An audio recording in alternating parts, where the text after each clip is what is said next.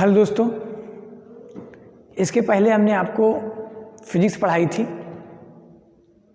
आज जो पढ़ाना है आपको वो पढ़ाना है introduction of chemistry. Introduction of chemistry. बच्चों, आपको याद हो इसके पहले जब हमने आपको फिजिक्स पढ़ाई थी, इंट्रोडक्शन ऑफ फिजिक्स, उस वीडियो को आपने बहुत पसंद किया था, काफ़ी सराहना भी की थी आपने उस वीडियो की। और हमने कोशिश की थी कि आपको समझा दें कि साइंस क्या है, फिजिक्स क्या है, और एक फीलिंग आ जाए कि वास्तव में साइंस होती क्या है। हमने पूरी कोशिश की थी और आपको समझ में भी आया। जैसे कि हमने आपसे कहा था कि हम लगभग कंप्लीट सिलेबस कराएंगे, और फिजिक्स के जो है हमने 3 लेक्चर आपको दिए। 3 लेक्चर आपको फिजिक्स के दिए, 3 लेक्चर आपको इंग्लिश के पढ़े, 3 लेक्चर मैथ के गए, अब 3 लेक्चर पढ़ेंगे केमिस्ट्री के। आपको हम पूरा सिलेबस पढ़ाएंगे डे बाय डे। आपसे गुजारिश भी है दोस्तों, वास्तव में जो भी चैप्टर आपको पढ़ा रहे हैं वो कंप्लीट है, उसके बाद कुछ भी नहीं होता है। आप IIT जैसे एग्ज़ाम के भी क्वेश्चन बड़े आसानी से लगा सकते हैं। जब ये चैप्टर कंप्लीट हो तो आप कोई भी बुक उठा के देख लीजिएगा, आप लगभग कंप्लीट थ्योरी किए होंगे और किसी भी क्वेश्चन को लगाने में सक्षम होंगे। हमारा उद्देश्य है बच्चों के मन में ये बात आपके नहीं आनी चाहिए कि पता नहीं जो पढ़ा रही है 12th तक है कि इसके आगे भी होगा। नहीं, ये कंप्लीट है। इसको पढ़ने के बाद आप किसी भी बुक को उठा सकते हैं 12th स्तर की, या फिर IIT JEE UPTU any exam जिसे GBTU भी कहते हैं, उठाएंगे तो आप लगभग सारे क्वेश्चन लगा सकते हैं। बस ध्यान से सुनिए और हमारी बातों को समझिए, क्योंकि किसी भी सब्जेक्ट की समझ उस इंसान को महान बना देती है। इसलिए सब्जेक्ट की समझ एक बार ले आइए, फिर हमेशा की फुर्सत। अब चूँकि फिजिक्स पढ़ा चुके हैं, हमने इंग्लिश भी आपको पढ़ाई, आज है इंट्रोडक्शन ऑफ केमिस्ट्री। आशा करता हूँ जिस तरह से आपने फिजिक्स की वीडियो को बहुत लाइक किया था, वैसे ही आपको केमिस्ट्री का वीडियो भी बहुत पसंद आएगा। हम स्टार्ट करते हैं इंट्रोडक्शन ऑफ केमिस्ट्री। अब इंट्रोडक्शन ऑफ केमिस्ट्री स्टार्ट करने से पहले, जैसे कि हमने वहाँ शुरुआत की थी, यही बताएंगे हम आपको। बच्चों, आपको याद हो जब हमने वो फिजिक्स बताई थी तो हमने फिजिक्स क्या बताई थी? हमने कहा मान लो कि कोई एप्पल गिरा और एप्पल ज़मीन पे आया, तो ज़मीन पर जब एप्पल आया था तो आखिर ये एप्पल ज़मीन पे क्यों आया, इस बात की जो घटना थी, प्राकृतिक घटना थी। और इस प्राकृतिक घटना को हमने क्या नाम दिया था? फिजिक्स। मतलब कोई भी चीज़ ज़मीन पे क्यों आई, चूँकि प्रकृति में घटी और ज़मीन पे क्यों आई, इसका रीज़न बताने के लिए कौन सी साइंस आती है? फिजिक्स आती है। मगर जो ये पदार्थ गिरा, जो ये एप्पल गिरा हुआ है नीचे ज़मीन पे, जो एप्पल आया है, ये एप्पल किस चीज़ से बना है? आखिर इस एप्पल में कौन कौन से एटम हैं, किन किन एलिमेंटों से मिलकर बना है, इसके अंदर कौन कौन से गुण हो सकते हैं, इसकी संरचना क्या क्या हो सकती है, क्या ये एप्पल किसी और फल में बदल सकता है, क्या एप्पल कभी ये आम में बदल सकता है या आम हो सकता है। मतलब अगर कोई भी पदार्थ ज़मीन पर गिरा तो क्यों गिरा, इसे कौन बताई? फिजिक्स। मगर जो भी पदार्थ ज़मीन पे गिरा वो पदार्थ क्या है? जैसे एग्जांपल पे आपको कोई कुछ फेंक के मारता है, या आप याद करें जैसे अंधेरे में आप रहते हैं, अंधेरे में चलते हैं, अचानक से कोई चीज़ आपको छू के निकल जाती है तो आप डर जाते हैं, कहीं ये सांप तो नहीं, कहीं कुछ और तो नहीं काट लिया। जो काटा वो तो फिजिक्स की घटना थी, प्रकृति में घट गई। मगर किसने काटा, उसके गुण क्या है? सांप तो नहीं, सांप होगा जहर होगा, सामान्य कीड़ा हो कोई दिक्कत नहीं, तो उसके गुण क्या हैं? वो कैसा है? लचीला है कि बहुत कठोर है? वो चीज़ क्या है? ईंट तो नहीं है, पत्थर तो नहीं है। क्या उसे गुण का अध्ययन कर रहे हैं ना आप? तो जब कभी भी किसी भी पदार्थ के गुण का अध्ययन करें, मतलब केवल हम उस पदार्थ को देखें जो गिरा हुआ है, उस पदार्थ के गुण का अध्ययन करते हैं, उसके हम संरचना का अध्ययन करते हैं, और ये पदार्थ जिंदगी में कभी किसी और पदार्थ में बदल सकता है कि नहीं, इसका अध्ययन हम साइंस की जिस ब्रांच में करते हैं उसका नाम ही केमिस्ट्री है। मतलब केमिस्ट्री कोई नई चीज़ नहीं है बच्चों। केमिस्ट्री क्या है? इस ब्रह्मांड में जो भी पदार्थ होगा, इस ब्रह्मांड में जो भी पदार्थ होगा, पदार्थ को इंग्लिश में क्या कहते हैं बेटा? सब्सटेंस कहते हैं।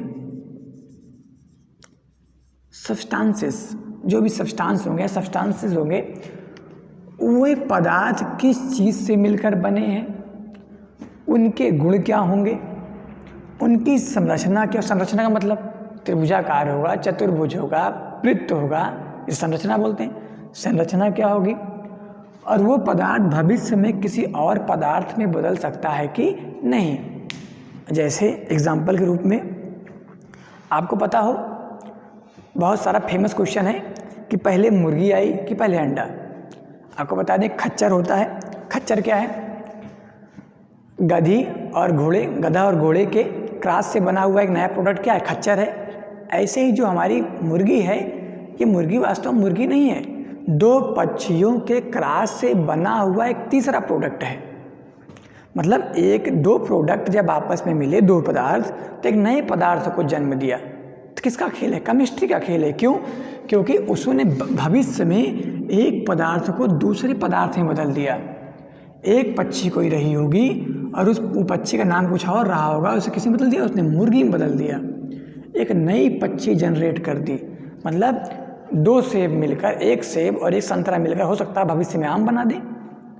तो जो घटना हुई, इस घटना को कौन बताएगा? केमिस्ट्री बताएगी कि मुर्गी क्या है? किसी दो अलग अलग प्रजाति की पक्षी, अलग अलग गुण की पक्षी आपस में मिलकर एक नई पक्षी को जन्म दिया, जिसका नाम क्या है? मुर्गी है। तो हमारा कहने का मतलब यही है बच्चों कि जो पदार्थ है जो गिरा हुआ, उस पदार्थ के गुण का अध्ययन, उसकी संरचना का अध्ययन और उसके ट्रांसफॉर्मेशन का अध्ययन, मतलब स्थानांतरण किसी और में चेंज का, इनका अध्ययन जो होता है, यही क्या कहलाता है? केमिस्ट्री। मतलब जब किसी भी पदार्थ की गुण, संरचना और स्थानांतरण की साइंस पढ़ते हैं तो उस साइंस का नाम क्या होता है? केमिस्ट्री। एक लाइन में हम बच्चों बोल सकते हैं, chemistry is the science of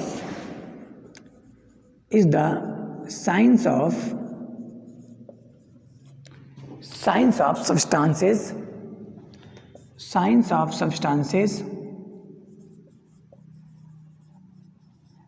chemistry is the science of substances, their properties,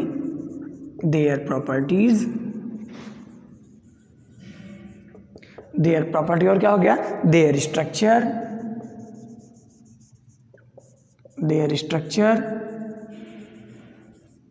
their property, their structure and their transformation, क्योंकि अगला क्या है? ट्रांसफॉर्मेशन। बच्चों याद रटिएगा नहीं, वरना साइंस एक ऐसा सब्जेक्ट है जिसमें कुछ भी याद नहीं किया था, हर चीज़ समझी जाती है। समझ गए तो आप कभी नहीं भूलेंगे, और याद करेंगे तो हमेशा भूल जाएंगे। ये चीज़ें हमारे साथ भी हुआ करती थी। धीरे धीरे हमने बातों को समझा, और जब बातों को हमने समझ लिया तो आज हमें हर चीज़ याद हो जाती है। तो केमिस्ट्री क्या है? केमिस्ट्री किसकी साइंस है? साइंस का मतलब बता चुके हैं, विशेष पूरा ऑर्गेनाइज्ड नॉलेज होना चाहिए। केमिस्ट्री किसकी साइंस है? पदार्थ की साइंस है। ये पदार्थ होती है इसकी हिंदी, और उस पदार्थ का क्या क्या पढ़ना है हमको? उसके गुण को पढ़ना है। प्रॉपर्टी मतलब गुण होता है, उसके गुण को पढ़ना है, उसकी संरचना को पढ़ना है, कैसी संरचना दिखा रहा है, वृत्त है, त्रिभुज है, चतुर्भुज है, और साथ ही साथ उसके चेंजेस को पढ़ना है, उसके स्थानांतरण को पढ़ना है। जब किसी भी पदार्थ का ये पढ़ने से गुण क्या होगा? जहरीला है कि क्या है, आकृति कैसी है, गोलाकार है, त्रिभुज है, और वो भविष्य में किसी मुर्गी में या मुर्गा में बदल सकता है कि नहीं, इन गुणों का जब अध्ययन कर लेंगे तो ऐसा अध्ययन साइंस की जिस ब्रांच में करेंगे उसे क्या कहेंगे? केमिस्ट्री कहेंगे। अब बच्चों इन गुणों में कुछ ना कुछ एनर्जी भी रिलीज होती है स्थानांतरण में, ट्रांसफॉर्मेशन में। तो बहुत लोग इसमें कहते हैं ए कंपनी विथ एनर्जी। तो एक ही बात है, जब कभी भी कोई पदार्थ दूसरे पदार्थ में चेंज होता है तो एनर्जी या तो आ सकती है या तो जा सकती है, तो ये इसी में इंक्लूड हो जाता है। तो एक लाइन में हम बोलेंगे chemistry is the science of substance, their properties, their structure and their transformation. Hindi में कहेंगे केमिस्ट्री उस पदार्थ की साइंस है जो उसके गुण, उसकी संरचना और उसके स्थानांतरण का अध्ययन करती है। ये बातें आपको आज क्लियर हो गई होगी कि वास्तव में केमिस्ट्री क्या है। तो केमिस्ट्री बच्चों आई होप आपको समझ में आ गया हो केमिस्ट्री क्या है। अब आगे हम कोशिश करते हैं। अब ध्यान देखो बच्चों, अगर हम केमिस्ट्री बता दिए क्या होता है तो मन में एक क्वेश्चन और आता है कि आखिर केमिस्ट्री को पढ़ा कैसे जाए, कितने पार्ट केमिस्ट्री हो सकते हैं। आइए देखते हैं। देखिए बच्चे, अभी जो न्यू रिसर्च हुई है उसके अकॉर्डिंग अभी जो तत्वों की ज्ञात संख्या है वो लगभग 118 है। अब 118 तत्व लगभग ज्ञात हैं इस समय, और भी हो सकते हैं, लेटेस्ट रिसर्च हमको नहीं पता है, मगर हम 1-2 साल का अपडेट बता रहे हैं। 118 तत्व लगभग हैं, और 118 तत्वों में आपको बता दें, जैसे कि मान लो आप 118 भाई हों, 118 भाई में एक भाई ऐसा है जो IAS हो, और 117 भाई ऐसे हैं जो सिर्फ काम के खास नहीं है, मजदूर हैं। मान लो ये मजदूर हैं, तो बच्चों वैल्यू किसकी होगी? क्या इसी भाई की होगी? क्या केवल इसी भाई की वैल्यू? क्यों? क्योंकि इन 117 भाई, इसके आगे कुछ भी नहीं है। हमारा मतलब ये था केमिस्ट्री में जो 118 तत्व हैं, केमिस्ट्री में जो 118 तत्व होते हैं, उन 118 तत्वों में एक तत्व है कार्बन, और ये कार्बन एक ऐसा तत्व है जिसके आज लाखों कंपाउंड पाए गए हैं। कंपाउंड मतलब यौगिक। यौगिक का मतलब क्या होता है? दो या दो से अधिक यौगिकों का दो या दो से अधिक तत्वों का आपस में मिलन। तो 2 या 2 से अधिक तत्वों का आपस में मिलन होता है। तो ये कार्बन क्या है? इसका मिलन इतना तगड़ा है कि आज इसके लाखों यौगिक हैं। तो वैज्ञानिकों ने कहा यार कार्बन के बहुत सारे यौगिक हैं, इसको अलग कर दो। तो उन्होंने क्या कहा, सबसे पहले केमिस्ट्री विभाजित हुई, जो पहली शाखा बनी वो बन गई organic chemistry. Organic chemistry, organic chemistry का मतलब क्या हो बच्चों? ऑर्गेनिक केमिस्ट्री का मतलब हिंदी में कहते हैं कार्बनिक रसायन, और इसका मतलब क्या हुआ? ऐसी केमिस्ट्री जो केवल कार्बन का अध्ययन करे, जो केवल, भावनाएं समझनी है बच्चों, जो केवल कार्बन और उसके यौगिकों का अध्ययन करे।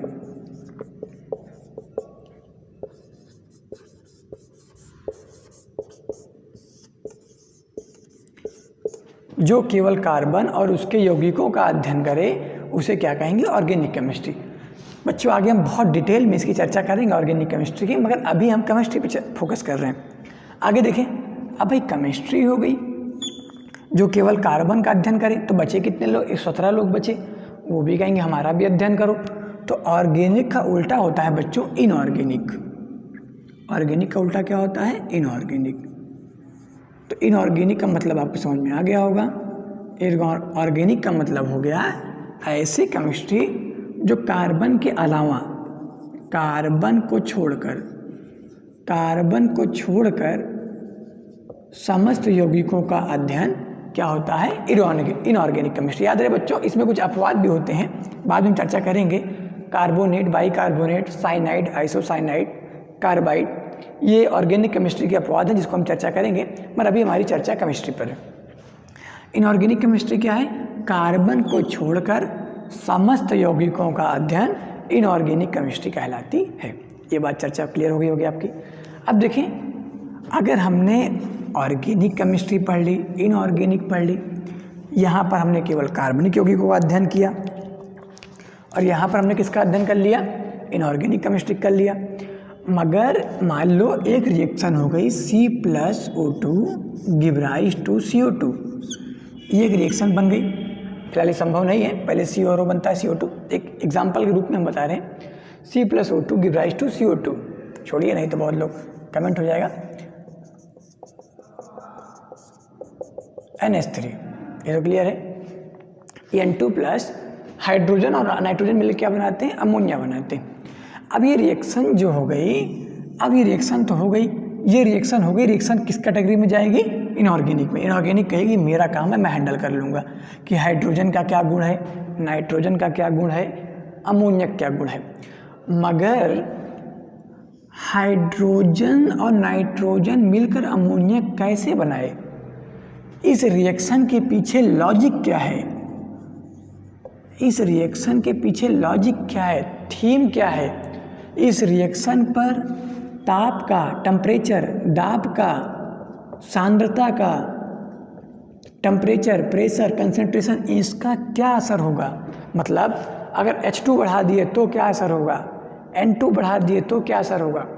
इसका मतलब अगर हम रिएक्शन पर लॉजिक लगाएं कि रिएक्शन किस बेस पर हो रही है, भाई हर रिएक्शन का एक बेस होता है कि ये काम इसी कारण हो रही है, इस पर इनका क्या इफेक्ट पड़ेगा।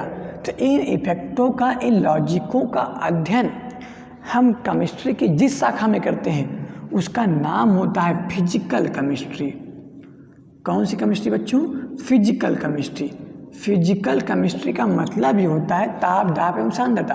क्यों, आपको पता है फिजिक्स किसका अध्ययन करती है, प्रकृति में, और प्रकृति में ही ताप, दाब और सांद्रता की घटना होती है।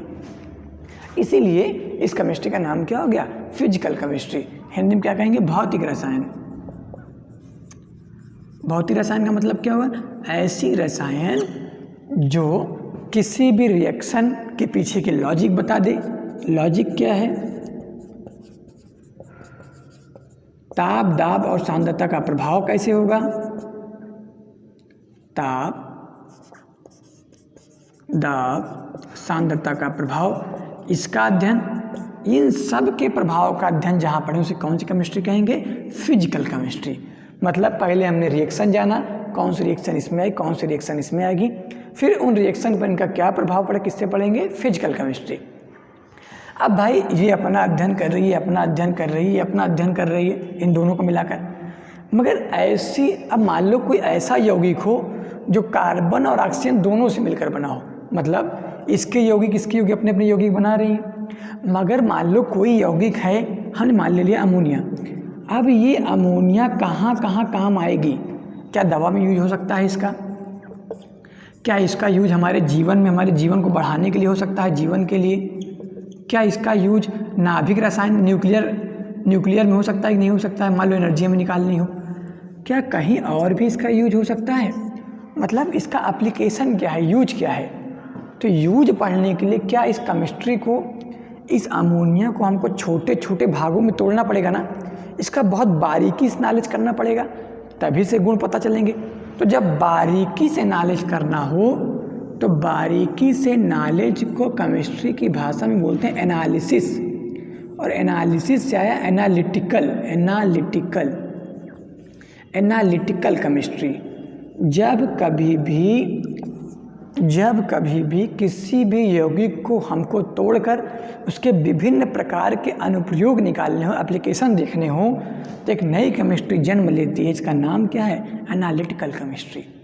याद रहे बच्चों, दो शब्द होते हैं, एक होता है सिंथेसिस, एक होता है सिंथेसिस शब्द होता है, और एक होता है एनालिसिस।